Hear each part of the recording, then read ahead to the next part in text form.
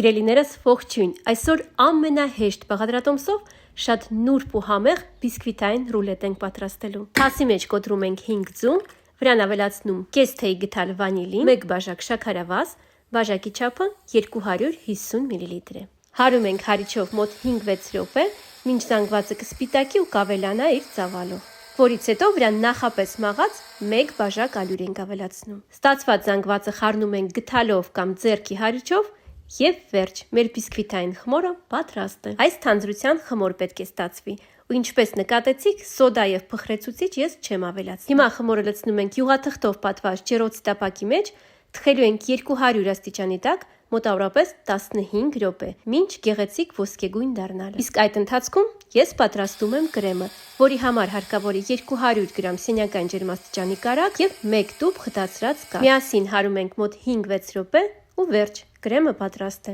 Այդ ընթացքում նաև բիսկվիտային շերտն է թխվել, ջեռոցից անմիջապես դուրս բերելուց հետո, քանի դեռ տաք է, շրջում ենք սրբիչի կամ յուղաթղթի վրա ու շատ արագ փաթաթում ու թողնում այսպես մոտ 10-15 րոպե հովանալ։ Իսկ եթե ջեռոցից դուրս բերելուց հետո բիսկվիտային շերտը չփաթաթեք, թողեք սառչի, ռուլետը չի ստացվի, այն ամբողջովին կճաքճքի։ Կրեմա պատում ենք, փաթաթում ու մեր շատ համեղ ռուլետը պատրաստ է։ Իդեպ կրեմի փոխարեն դուք կարող եք պատել ջեմով, անկրկնելի համեղ է ստացվում։ Կարելի է վրան ուղղակի շաքարավազի փոշի շաղ տալ կամ ձևավորել այլ կերպ ըստ ձեր ճաշակի։ Ես պատում եմ կրեմով ու վրան մի փոքր կակաո փոշի եմ շաղ տալիս։ Ինչպես նկատեցիք, շատ պարզ ու հեշտ բաղադրատոմս է, որի համար հարկավոր են մինիմալ բաղադրիչներ՝ ձու, շաքարավազ ու ալյուր, այնպես որ անպայման պահպանեք, որպեսզի չկորցնեք ու դուք էլ փորձեք։ Կարծում եմ, որ դուք նույնպես կհավանեք։ Ու չմոռանաք կիսվել այս հոլովակով ձեր ընկերների հետ, դնել լայք ու բաժանորդագրվել իմ տնական բաղադրատոմսեր ալիքին։